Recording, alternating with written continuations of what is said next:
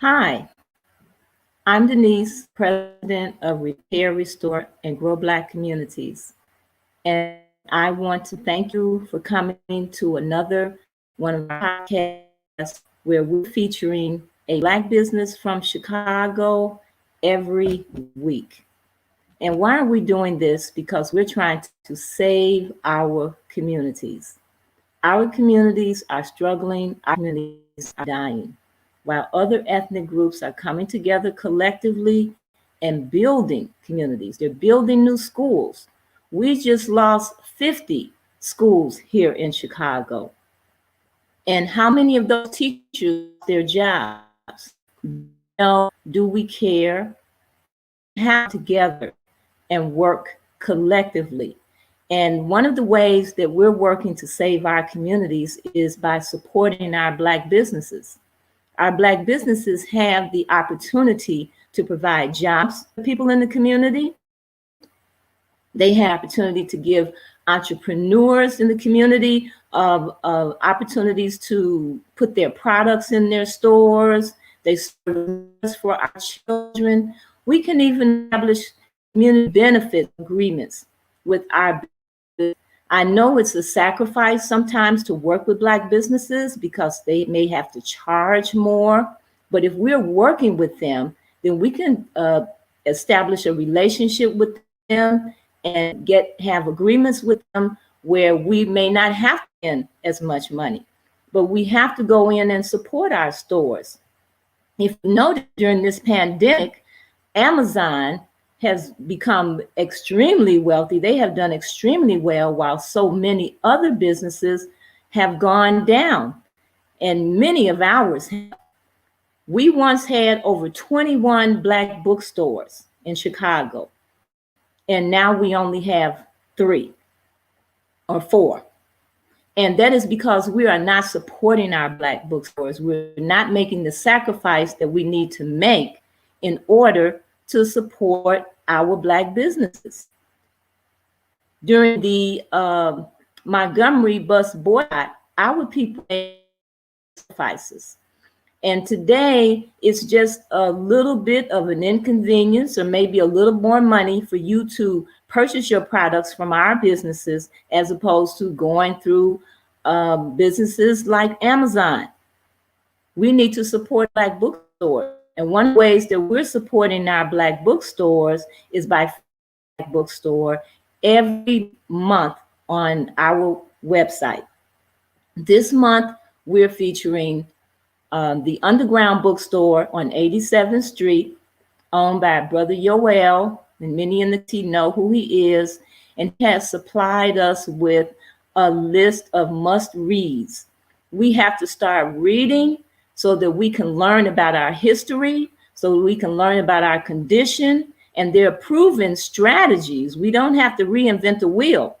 There's proven strategies out here that have been presented to us the way we need to do, and how successful we have been when we follow some of those strategies. So we're asking you to support our Black bookstores. Those people who are on our email list will have an opportunity to win a book. Every month we have a book giveaway. And this month is Black Labor, White Wealth by Claude Anderson. So we're asking you to subscribe. That is all you have to. So without any further ado, I'd like to introduce our guest, and that is Gregg Brown, who is the CEO and president of the Southside Federal Community Credit Union. This is the only African American bank that we have left here in Chicago. And there's no, by any listening to this broadcast, should not have a an account at this business. They have so many products, and they are committed to the community, which is what we need the way we need our Black businesses to behave. They need to be committed to the people in the community. And so I want to welcome our guest and our host, Gregg Brown, in our podcast, Behind Black Businesses. Thank you. Hey. Thank you, Denise, for that wonderful, wonderful introduction. And before you leave, I hope you can hear me, but I want you to know, Denise, you are an incredible, incredible Black woman. I am so impressed. I am so honored, and we're blessed, lucky to have someone that care about our people on these airwaves. It is so, so important. I don't know if I'm froze right now. It look like I'm froze on the screen. And if I am, I'm not froze where I'm at. So I don't know what's going on. It's a lot is happening today. So there's no telling how many people out there in the universe that are online. But again, what I was saying about Denise is she is a wonderful, wonderful soul, and a woman that has taken on this mission, this movement, to really make a difference in the lives of our people now and later on in the future. RRGBC is a serious, serious movement. And I want you to know, Denise, God got your back. God got our back. I thank Sister Doris Lewis, thank Brother Simon, and all of those who are involved with such an important function. And I'm hosting this show based on you all's mission, based on the fact that when you really love the community, when you really love our people, a lot going on while people are angry out here, so many areas that our people are being discriminated against, our people are being marginalized, et cetera, et cetera. We can go on and on. But Denise, don't worry. I believe that this particular organization would be very successful because you have great, great goals and objectives to reach, and God got your back. But anyway, that's why we need a prayer. Brother Gregg H. Brown, before I bring on this illustrious guest, I want you to know, Brother Gregg, before we get started, we always do this prayer that I found is the prayer of empowerment. And it goes like this, Brother Gregg. Lord, strengthen us, for we are weary, and increase our power, for we are weak. Allow us to put this knowledge into practice and and to rise like the phoenix from our current situations, to transform our lives, the lives of our families, and to be a blessing to those who are the least, last, and left out. So I am honored, brother, to have you on this show, the Southside Community Federal Credit Union, the only community development credit union that is owned and managed by Black folks. And bro, you got the right name too, Gregg. Gregg. That's right. But look, let me tell you something, man. What really is powerful and really deep, and our community needs to be listening to this. Your mission is to equalize economic power and fight poverty by improving financial education and providing access to fair and affordable credit and saving services. Now dig that. Educating our people, but giving them opportunities that's affordable, because that's a big deal. You know, we get jammed by credit ratings. I mean, we have our hopes up high to go get a car, And all of a sudden, the man get quiet and he runs some numbers. And there you go, discouraged from even getting the car. And then he say, I'm not going to let you walk out of here without a car. But then you get a little happy. He comes back and he said, you're going to get a car. But when we see that interest rate, we have tripled the amount of that car. And then some rich person comes through and they get a damn discount. And they can afford 3 cars. But anyway, Brother Gregg Brown, man, thank you so much. We are honored, man, to have a brother like you with the knowledge and with the mission that you have at that institution. Come on, Brother Gregg, bring it to us like you want to and strong, man. Brother Gregory saying it's an honor. Thank you so much for that introduction. Thank you for inviting me to this show. Denise Hetherington, everything you said about her, I agree 100%. Ditto. It takes a powerful woman of vision who has love for the community to do what she's doing on behalf of all of us. And Greg, you obviously, you know, hold your own in your own right. And, you know, you wouldn't be here if you guys weren't joined at the hip. And so what we got to do, we got to light a fire. Yes. In each other. And then that's the fire of truth, knowledge, and wisdom, and apply it to everything that we do. I light a fire in you, you light a fire in me, and from a distance, we are a burning flame. Yes, and sir. This is our time. This is our time. This is our grand rising. And so it's important that for us to first and foremost listen and see how we can change our behavior in a way that improves the quality of life for our families locally and internationally. That's right. This is a global economy that we're in. But you say, think globally, but act locally. Think globally, but act locally, right where you are. And so that we can build this strong economic infrastructure at the community level, and then build a bridge to the motherland where it has rich in resources. Because see, money is a medium, but you know, when you talk about community building, it first starts with our internal values. You know, where's the love? You know, where's the respect? Where's the care? You know, and when that is there, we can figure everything out. I know there was a saying that says to know is to be, you know, and so to really be means that if you understanding the problem in and of itself, it doesn't solve the problem, but it's the action that is taken once you know what the problem is that solves the problem.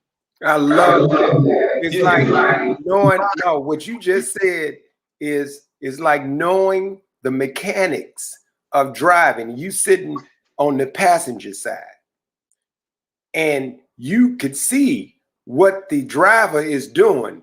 You know, there's the brakes, the gas, the steering wheel, etc. Right. But you don't know really how to drive until you start driving. Yeah, that's right. But you understand the mechanics. Yeah. But you don't know how until you start driving. And I mean, you could tell a person how to drive and have never driven a car because you know the mechanics. Man, I'm gonna tell you, what you just said is so important for us to understand as a community, and for you to be sitting in that seat, understanding the dynamics of what impacts the Black community. I worked many years ago for Mr. Boutte over the Independence Bank of Chicago. Oh, yeah. I was a young boy. Nice. I went from the parking lot attendant to the messenger, to the mailroom clerk, to count dollars that Harold Washington had gave them the account. And then all of a sudden, Mr. Boutte said, hey, Gregory, we like what you do in terms of your spirit and energy, we want to bring you into the bank. Now, here's the parking lot. Wow. I end up being the building service manager. Then he sent me to school to get a certificate in banking. I ended up being he wanted me to learn every department at Independence Bank. Yes. Then I ended up, when I left the bank, I was the assistant manager over foreign currency. Wow. Over the parking lot attendant. And now here's George Johnson, Sewillow McSween, and Mr. Gershom, all these board members. And when they walked in that parking lot, I was the first somebody that went to their car and was talking to them. But how do you go from being the parking lot attendant to the assistant manager over foreign currency? Man, that's powerful. Because of a Black institution that gave me an opportunity, just like what you said.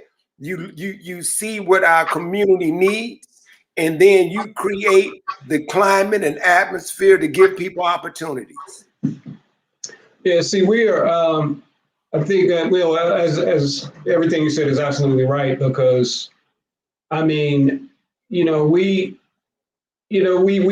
have a lot of challenges before us, to say the least.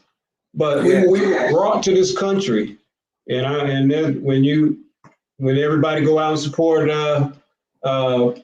Urel's bookstore and get Black Labor, White Wealth, you'll be able to see that we were brought to this country to provide free labor for a white economic system.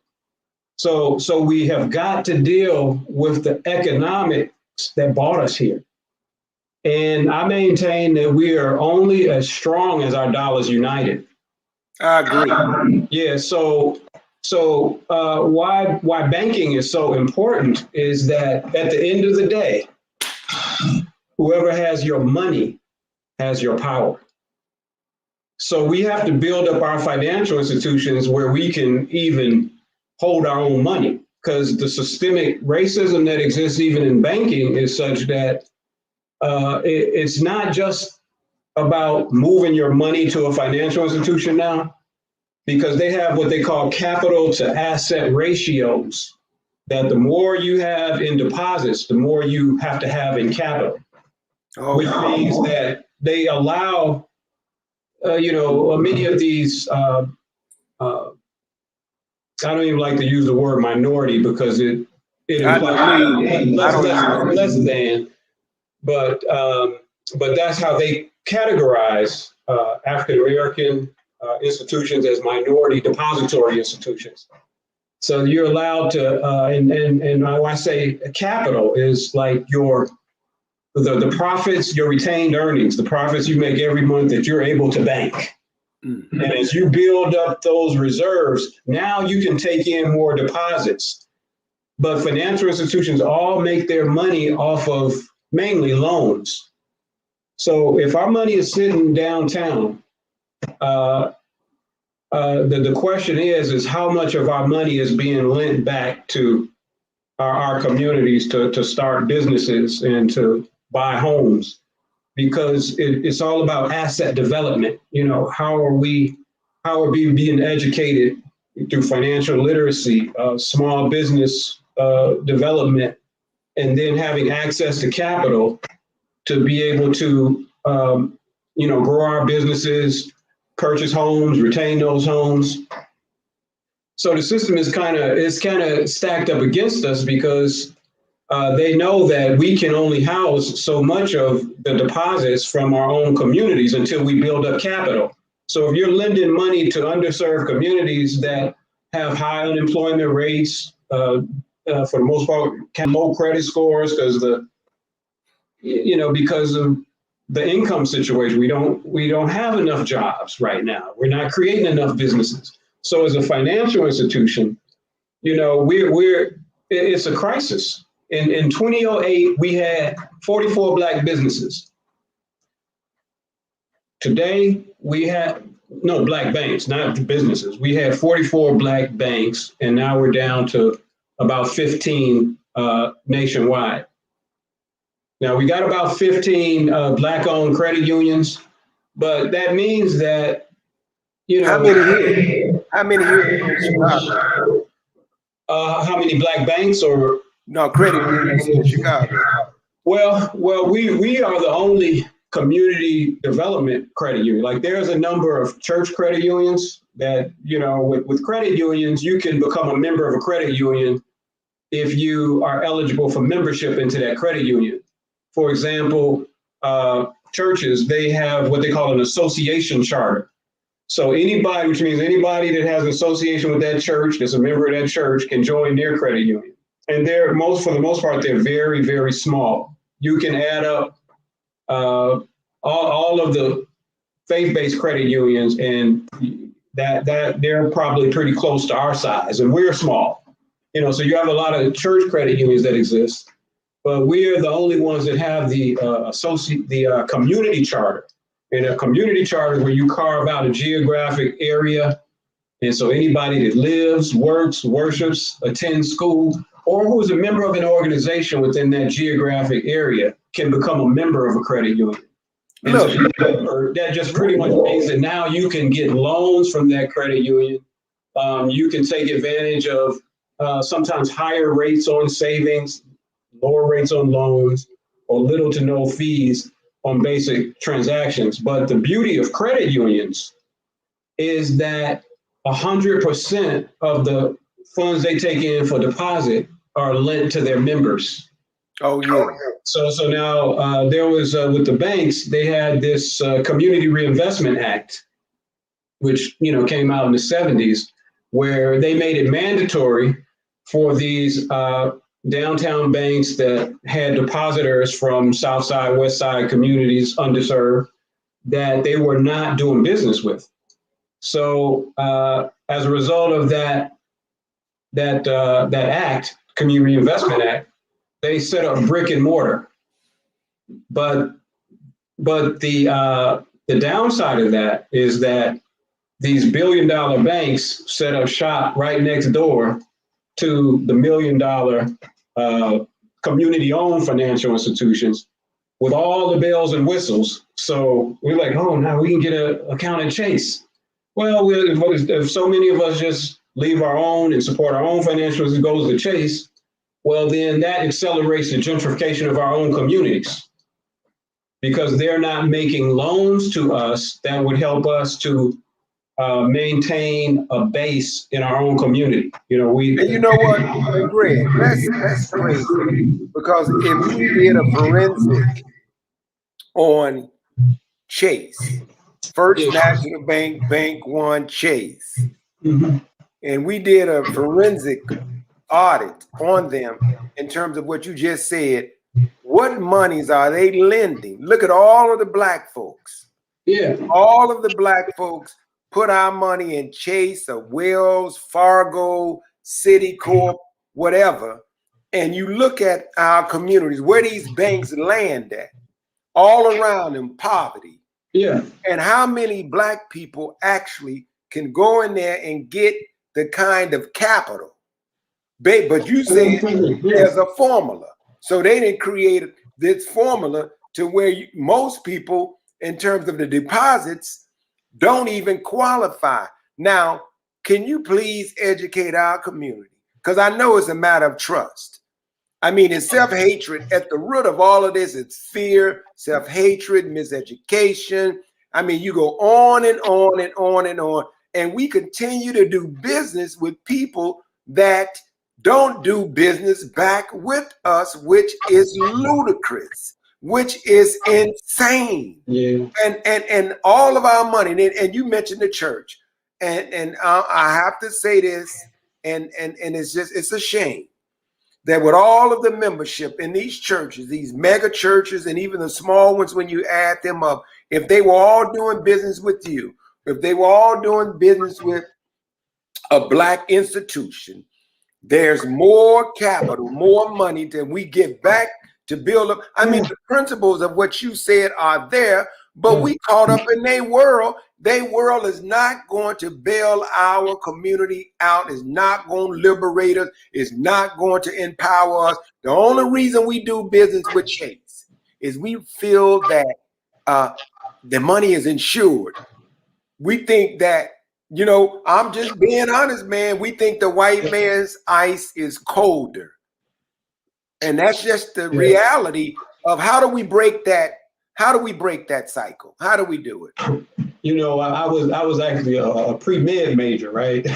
I was a pre-med major. You know, my dad was a dentist on 43rd and King Drive. And, you know, that's somebody, you know, I had the honor and, you know, the great fortune of having a real man as a father, you know, and he ran his business in a way where, you know, he was there for the community. He lowered his prices, gave away free services. You know, all my friends could go get free dental work, and you know, they had just a good understanding that, you know, of helping. You know, so I've been in this business for over 35 years. I started out working with Illinois Service Federal, which was the oldest black bank in Chicago. Right, the one over on King Drive. Yeah, and they had started out with they call it a hole in the wall in the Rosenwald building where they started. Yeah, and so they had Illinois Federal that merged with Service Federal, which was out of the TK Lawless building on down there on 35th and Rhodes. And I saw a picture where Dr. Martin Luther King was actually opening up an account there. Oh, wow. And that was, I mean, so, and just before Dr. King made his transition is when he started talking about an economic movement. So we can talk about anything and everything. That's when they decided to kill him. But when you talk about moving your money, see, there's no real economic movement until you move the money. If the money don't move, it's no movement. It's just like, well, we're making progress. Well, we have we fight for social justice, you know, through marches and whatnot. But you know, to deal with social economic justice, you have to march with your dollars and find a way to keep that money circulating in your own communities. So what happens is people say, well, how come the money only circulates in the black community, you know, 1 or 2 times?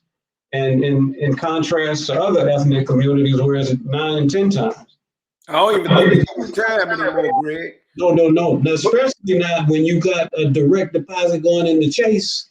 Exactly. And Greg, and you know, what you just said about the social justice, and that's why, you know, I love what Denise and Doris and Simon and the whole organization is about, because we understand what you just said. Politics without economics, and this is from the minister, is symbol without substance. Symbol without substance. Yeah. The reason, and this is a strategic thing, to educate our people, to expose, you know, good stuff, what you all are doing, and to partner with RRGBC, because this movement is going to take all of us. We're the umbrella of bringing all of these entities who care, who want to fix our community, but we have to be unified, organized, and intentional to get out of this dilemma. Yeah, and I mean, if we're serious about it, well, I mean, we will act on it. You know, we talked. Look, me and Denise had a long conversation, and it was one that I felt. It was heartfelt, Greg, because we were looking forward to having you to come on, and it could be very discouraging, man, when we have this knowledge. I mean, you can read Claude Anderson's book from top to bottom, cover to cover, and we know a lot of things. How do we break this cycle? How do we break this mentality? So, you know, with all of this stuff that's going on, what is it going to take for, like, people that's viewing this today? My thing was, I'm going to try to get a hold of Gregg H. Brown to learn more. And that's what we got to do. We got to learn from each other. You know, it's like pieces of the puzzle. You have a piece, I have a piece, Denise got a piece. You know, I mean, We do, and that's how we just got to keep putting the pieces of the puzzle together. Yeah, because I mean, Greg, like when you speak of education, but you go development. So, in what area of development are you guys focused on? Yeah, so we're a growing financial institution. And so the idea is for us, like we've been really big on the retail side. So over the 17 years, we've reinvested over $7 million in low interest rate loans, you know, helping families to consolidate debt. We have innovative products that we created, like the payday alternative loan. So you don't have to go to the payday loan company paying all those exorbitant fees. Auto loans, we do a lot of those. We've done some home loans and some small business loans. But now what we want to do is accelerate our growth. And the only way that we can accelerate our growth is to build up our capital. Now, we pay every note but the freedom note. Pay every car note, the house note. But then, you know, what is the price of freedom that we're willing to pay for, you know, to really be economically free with what we have? And so when developers come in to develop our communities without us, and then we want to hold them accountable to a business a benefits agreement, community benefits agreement. Well, they could always put some money into the credit union that we can use to help some of these subcontractors to participate in the development of our own communities, because and for us, you know, it serves as a loan loss reserve, so you know, we have to be very conservative to a degree, but very smart about how we make capital available, and that's the only reason that we're here. What's your membership? What are you? So we got about close to 2,000 members. Nice. Yeah, about 6.2 million in assets. So as of recent, like we grew over $2 million in about a year and a half in assets. That's because that's good. Well, in a way, but again, if we get too much in deposits, you know, we can't, you know, we need to diversify our loan products, you know, but we've got to be able to find a way to absorb the risk, because we lend to a population that don't nobody else want to lend to. And so that's why when the housing market crashed, a lot of the black banks went out of business, because they didn't have the capital to absorb the losses in the loans and the devaluation of the properties that. And you guys didn't get a bailout? Look, the black banks, the institution didn't get a bailout. You see? No. It's, I mean, we have to take a multi-pronged approach. You know, use what's available, but also we have to be willing to make investments in ourselves in a way that creates stable, sustainable communities. You know, and so you know that we can't even have a Black Wall Street if we don't have any strong black banks, because you know we got all these black businesses, but if you hold each of them accountable, where are you banking? That's right. Okay, well, you might be doing well, but it doesn't bring about the kind of transformation that we ultimately need. And I don't fault anybody, because if they got better services, they can help you right now, fine. But let's expand our vision to understand the bigger picture, because like I said earlier, you know, we don't really want to just be successful in business, but we want to create generational wealth for our children and our children's children, our children's children, and thereafter. And so if we collectively ever get our money right, then that's when the mainstream economy views us as the greatest threat. Well, and that's why when you look at the mission of RRGBC, is to repair, restore, and grow. That's right. Black businesses. Yeah. And in the Black Yeah. community.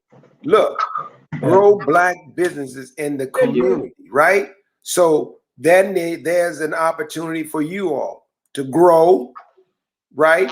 And then this organization wants to look with a fine comb at how you all operate. What is it that you all are doing, or what is it that the community is not doing? The behavior in the community, I spoke about some of that earlier.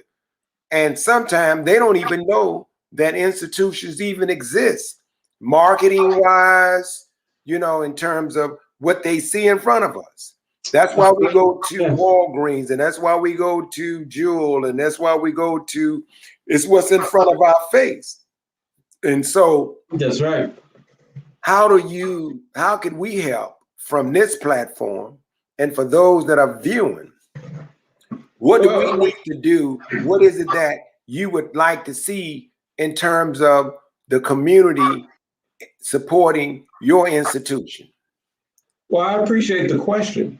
And Gregory, you having me on the show, you've already done that, because thank you. Because a lot of when you're small, like you don't have the huge marketing budgets, and just having the opportunity to share our mission, some of the services and products that we have, just so people will know that we are out here. That's a huge benefit, because a lot of credit unions, they have their most successful growth by word of mouth. And if there's anything that I said or that I'm saying that means anything to you or anyone that's listening in terms of how we can transform our communities, then it becomes incumbent on every individual to act on that. So once do you have the capacity?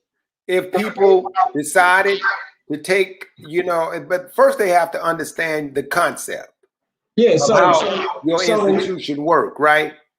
So we work just like a bank, but let me just tell you a few of the differences between. But I'm glad you said that, Greg. Don't forget that point, because Chase work just like a bank, and we don't get a damn thing from it. But a gas station card, and we get to stand in line, and we get to go and make a deposit. Most of the stuff is direct deposit, so we go there to use their cash station. And every now and then, you see people that walk in, they business people, but majority of their customers, we just put the money in their bank, they get a direct deposit, and we use a cash station card. And as one of the brothers, Batai, who's watching via Facebook, he was saying just what you said, we need to pool our resources, right? Now, you would think, Greg, we pissed at the thing with George Floyd. We pissed at the thing in I think it's Brooklyn or whatever, Minnesota, the other suburb from not too far from them. We pissed at watching that brother being dragged out the car, the sergeant, the brother with the army uniform on. We pissed about this, that, and the other. But we won't pool our resources. And a man like yourself that have the playbook, understand what we need to do. Unfortunately, I believe that there's folks that's viewing this are going to, seek your institution, but on a broader scale, how do we fix this thing, man? Well, I'll break it down to what I call transformational transactions. So anytime you exchange money, you ask yourself at the end of the day, who is ultimately being empowered by this transaction? From me doing business with a Black business to where that Black business is banking, follow the money stream, because at the end of the day, who has your money has your power. We are only as strong as our dollars united. So we've got to beef up our financial institutions and expand those. If we can expand, if these churches can get branches, then, we have to look at expanding, all of the institutions that have our values embedded in them to be cornerstones in our communities to provide safe havens, for fostering growth, restoration. That's I right. would say reparation, but in the sense of repairing, Oh, absolutely. repairing our communities. But yeah, so it's an individual thing, but it's also a collective quest before us as well, and understanding that that we've got to be very careful of our narrative too, because words are power. Yes. So this guy once said that it was saying something about the familiar past that becomes your predictable future.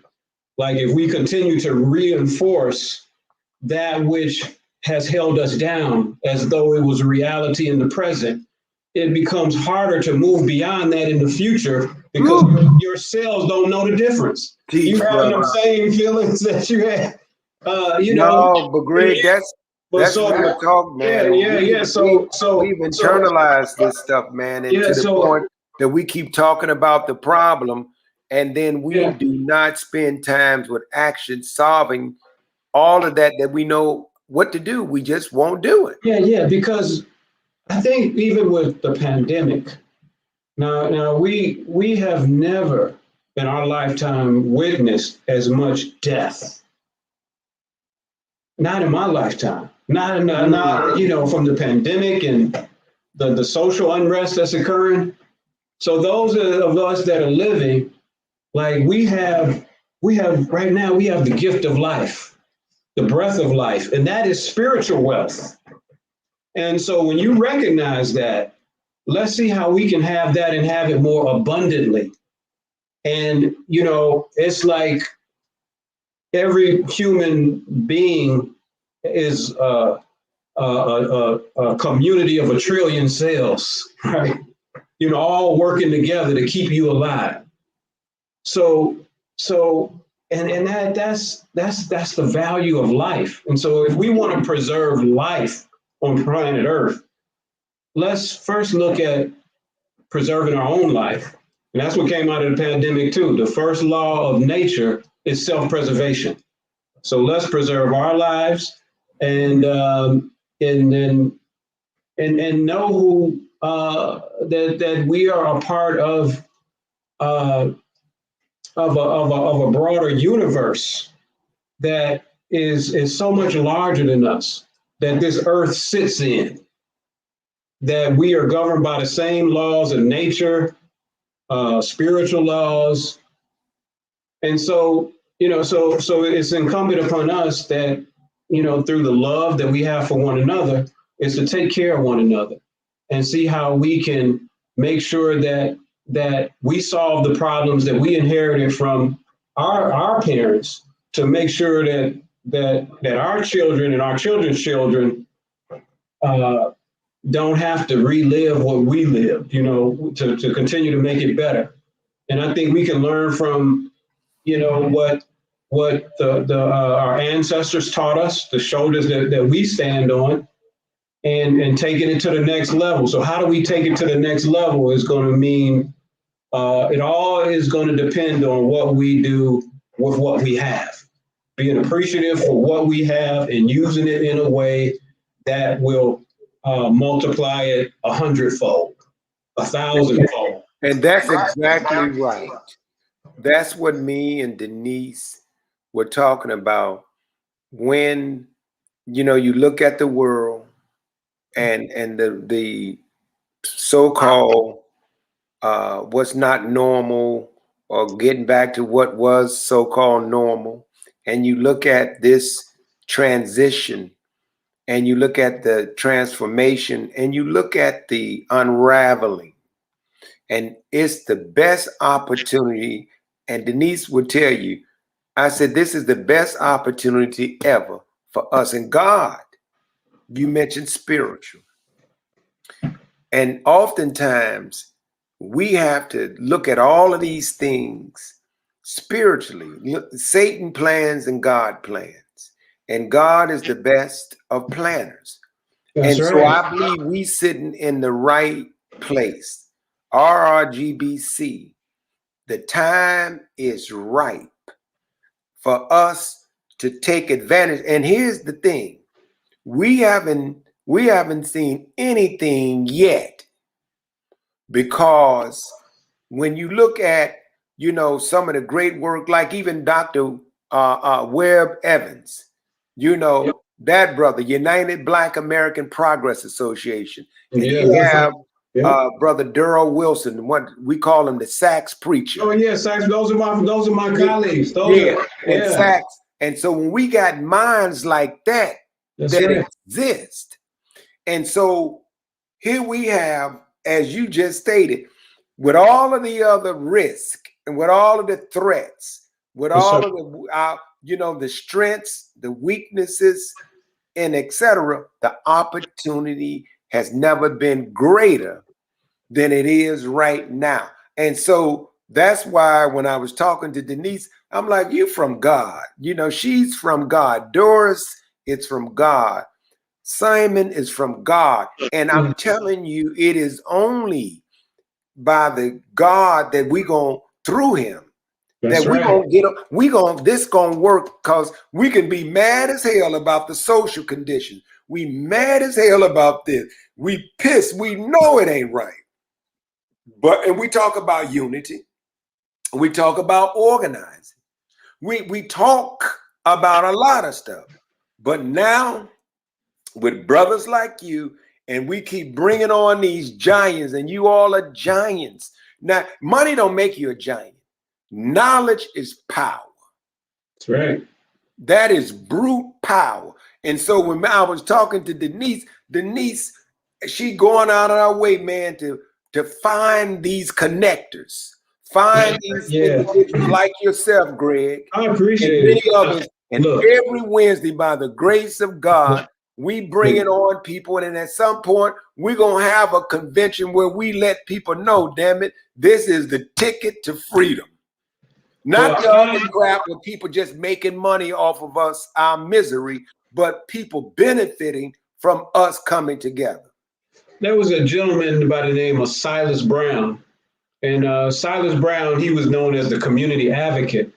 He was colleagues with Webb Evans and Walter Brooks. They called Walter Brooks the general. You know, he had the Eat and Run restaurant. But Silas Brown, he was also saying that that we needed leaders with a social conscience that just went about mobilizing and just doing the work. Because he was saying that you just got to do it. Don't talk about it, and don't just talk about it, but be about it. And that's what I really admired about him, because he was, he was one of my mentors, and he just said, just do it.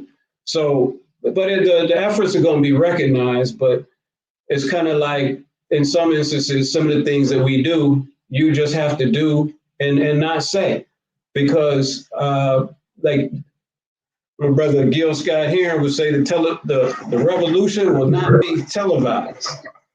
And he said that because, it won't be televised because you don't want it to be telegraphed. Sometimes you don't want those who oppose you to counteract the positive good that you want to do. But if it's enough of us thinking alike, acting alike, handling the business, the best way to breed leadership is to empower each of us to be leaders in our own respective areas. So that it's like the amoeba, you cut my head off, it's another one growing right back. Or, the struggle will never be dependent on any one person anymore. So that's why we have to educate, share knowledge, support Black businesses, support this organization here. This is one of the best organizations that I've come in contact with in a long time that gets it. Because I'm not going to be on no show if it's just about, if it's not about really doing anything significant to bring about a change, because, but if I'm talking to some serious people that really want to make a difference, because time that's the only thing that we have. So how you use it, how you spend it, you get it back. So I love it, Greg. And Greg, to have a brother like you, man, in that institution with your insight and balance is so powerful. You've done what they call a SWOT analysis. And you know what a SWOT analysis is? Oh, yeah. It's when you look at the strengths, the weaknesses, opportunities, and the threats. Yeah. And the threats. That's what SWOT means. The strengths, weaknesses, opportunities, and the threats. And the opportunity is here. And that's why I can't wait at some point. That brother Darrell Wilson, Sachs preacher, sent a message and said that was in 1961. 1961. And we're gonna have him on the show. Denise, she's got a whole list of individuals throughout the community, man, that we bring into this platform. But Greg, so now when folks walk through your doors, are people doing online businesses with you guys, or folks, another question I want to ask you. How many large Black churches are involved with you guys? Any? No, we don't have very many. Nope. We even have products for the churches. Now, they're coming, but it's kind of like build it and they will come. So you have very few people that see the value of building this thing together. But see, the ownership structure of credit unions is such that the members of the owner, when you join a credit union, you become a member owner. And from the members, they elect the board of directors. The board of directors hires a manager, CEO, meaning that hires a staff to carry out the strategic mission of the organization. And all of the board are volunteers. See, with banks are owned by the stockholders.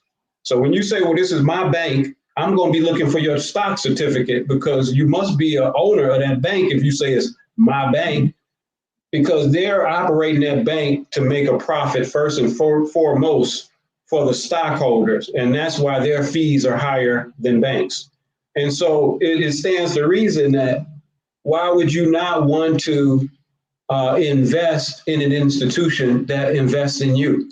Now, you can open a deposit, but then you can also make a contribution to our community development capital campaign and help us accelerate our growth. And that's what I'm talking about, paying every note but the freedom note. See, it's easy just to say, well, I'm gonna move some money over there and help them out a little bit. Well, that helps. But unless you take out a loan or engage in some of the products or loans that we offer that help us to make a spread to expand, we're paying insurance on that money. We got to pay dividends on it. So there's an expense there, but understanding the banking of community building is very important. And I did y'all get any business with Barack? When Barack was the president, did anything happen positive for your bank? No, but not.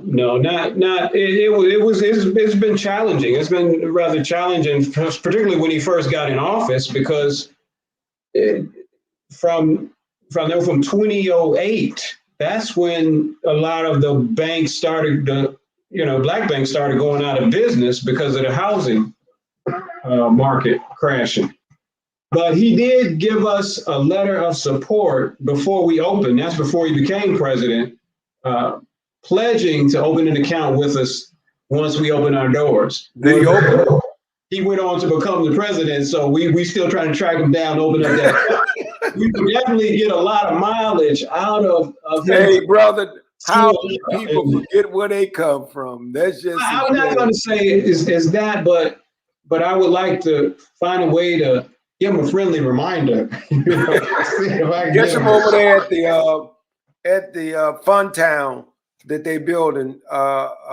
you know, they building a fun town over there, over by Lakeshore Drive. Oh, I mean the museum. I called it fun. It sounds like it's gonna be like some Adventureland or something like that. It's gonna be like something an amusement park, huh? Oh, nice.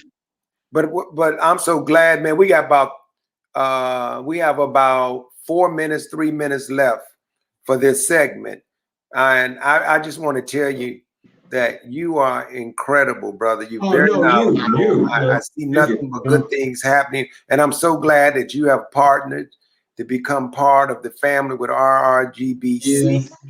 And then the work that you all are doing, as Denise is strategically. Well, I mean, you have to be divine to do this. And once it, you know, it's one of those things where you're not forcing people to do business, but you're actually inspiring them. You're actually motivating them, encouraging them to see the light. And what you said, Greg, the light turns on. You know, it's like click, the light is on. How do we get people to understand this is the way out of the stuff that keeps us entrapped, enslaved, and from not moving the needle of real, true, tangible, that we could see progress? Yeah, we are only still in business by the grace of God. It's only by the grace of God that we're still here to even have this conversation. So I'm so grateful and honored to be present with you tonight. And I can't thank you enough. And Denise, Doris, and I love all parties involved. Thank Doris Lewis and Denise and Simon, because I'm telling you, this vision that Doris Lewis and Denise and others have is the prescription to the medicine. It is what is going to take to fix our community, and it's working now. We're having some conversations, but God will push this thing just no doubt. It's without happening. any It's interruption. happening. It's happening. Now, I mean, we just have to continue to allow God to work through us to do His will. I mean, He's a lot stronger than any of us. So that's right. Greg, man, thank you so very much, man. You, Greg. May the Creator continue to protect you, bless you, keep that vision going, and I will be in contact with you. I'll bring my $5 or $10. You're more than welcome. Thank you so much. I promise you that I will bring something over just to put in that bank, and then I'll get educated when I come in there to see exactly some of the moves I need to make. But thank you, man, for showing up and for showing out. You look good over there with your nice suit on. Just coming from work, man. It's been a long, rough day, but we won't make it work. But thank you, Brother Greg. Thank Peace you. and love, man. And look forward to bringing you back on the show. RRGBC is the real deal. And we're thankful that we had a brother such as yourself on. Peace and love. Peace and love. Folks, that is the show for tonight. I don't know if one of the founders are coming on to end this, but if not, there's one of them right there, the great Doris Lewis. I see you, Sister Doris. What's happening? We can't hear Doris. I wish we could hear her. Can you hear me now? Now we can hear you now. Hey, this was a wonderful, wonderful show. And you know what? I just cannot thank you enough, because you have your hand on the pulse of what our people need when you engage in these conversations with our guests. So you are the perfect person for this. And I just want to say to those of you who are watching tonight, we are just getting started. We are just getting started. That's Denise, Greg, Simon, and I are very committed to doing what we can to improve the businesses in our communities and grow businesses in our community. I was just listening to what he was saying about Barack Obama. And I was thinking, we can't see the bottom part of your face. Okay, Can you see me now? Now we can. That beautiful face, yes. I was just thinking, I was thinking about what he just said about Barack Obama. Just think, if Obama had said, you know what, I'm going to go over to the Southside Community Credit Union and open an account. Can you imagine what that would have done for this for this bank? He know it too. And he knows it too. And you know what? And you know me, Greg, but I'm not sidestepping anymore when we talk about Black people in our communities who have a platform, who have power, and don't do anything with not it. Not a damn thing with it. They don't do anything with it to help us. And I said not a damn thing. You couldn't have paid me $2 million 50 years ago for me to say or think that we would be in the condition that we're in today. It is really, really sad. And we have failed. The Black community, we have failed. We have failed to keep a future going for our children. We talk about all the things that our children are doing that are wrong out here, but what have we given them? What are we giving them? So I'm just, my sister Denise, I just cannot say enough about her. Simon, Greg, I can't say enough about you. I mean, this excites me. This makes me want to get up and do as much as I possibly can to keep this going. It energizes me. But I look well, you and Denise, let me tell you something. That's double D, double trouble, double D. They ain't taking no. No. And our producer and tech man and Simon, I'm telling you, man, this team is the real deal. And for those who are watching, thank you all for viewing this program. We will be on here by the God's will every Wednesday. Tell people, and we're not just showing up to show up. We're bringing people on to empower our community. We are really about repairing, restoring, and growing Black communities. And that's the bottom line. So what's up, D? Before we get off this air, what's going on, Miss D? Let me say one other thing, Denise. What's so unique about what we're doing, Greg? We're not asking people for any money. It's not for us. It's for the community. And that's the beauty of RRGBC. Love it. Love it. Love it, Doris. I'm so glad you spoke because I know the fire inside of you. Hey, an educator, but this, like Dr. King and Malcolm and Sojourner Truth and Harriet, I mean, it's just so many. I wouldn't even dare try to name all of them. The Marcus Garvey, the Honorable Elijah Muhammad. It's just so many people that have inspired us. We, as the brother said, we rest on the shoulders of so many. And I know they turn it over in their grave because they know we did not follow the blueprint. We didn't. They gave us the blueprint and we decided to punk out. And we decided to go along to get along and to sing Kumbaya and can we all just get along and all that foolishness while our community continues to go to hell. I mean, in all kind of trouble. But go ahead, D, but close us out. Well, thank you. Can you hear me? Yeah, we can hear you loud and clear. Okay. You sound good. Absolutely. Absolutely. This was a wonderful interview.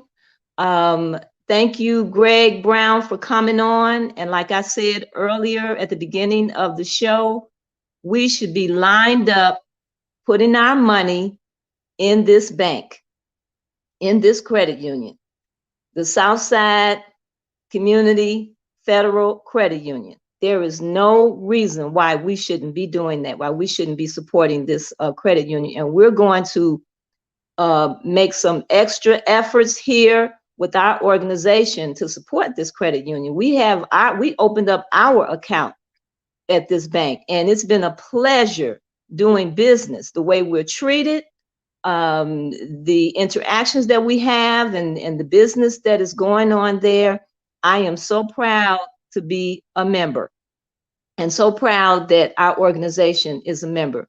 So we have to begin, as Greg said, to spend our money with ourselves, to look at where our money is going And we can obviously see where it's not going by the condition of our communities. So please visit our website at rrgbc.org. We want you to support our Black bookstores. We want you to support this local banking institution and support our efforts through donations. And we also have an online store. And please come back and visit us again next week. Same time, we will have another Black business here. And I want to thank you for coming. And the music that you hear here as our song was written, produced, and performed by Robert Irving III. We call him Bobby, but Bobby is a wonderful musician. He played with Miles Davis. He produced a lot of Miles Davis' latest music. And he's a humble man, but he's a great man. We want to thank Bobby for providing us with this music. So thank you all for coming and have a good night.